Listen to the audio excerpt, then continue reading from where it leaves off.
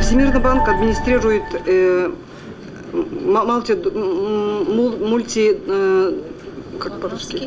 мультидонорский трастовый фонд по повышению прозрачности добывающей промышленности с самого начала создания этого донорского фонда очень крупного.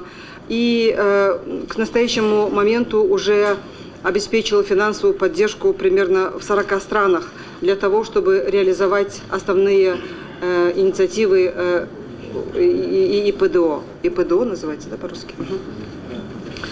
И в Кыргызстане эта инициатива обеспечивает финансовую поддержку, начиная уже с 2009 года.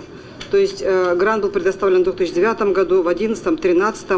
И последний грант, собственно, который является организатором нашей сегодняшней национальной конференции, был предоставлен в 2015 году. Участием, и я очень рада вам сказать, что Кыргызстан является для многих стран в этом регионе примером.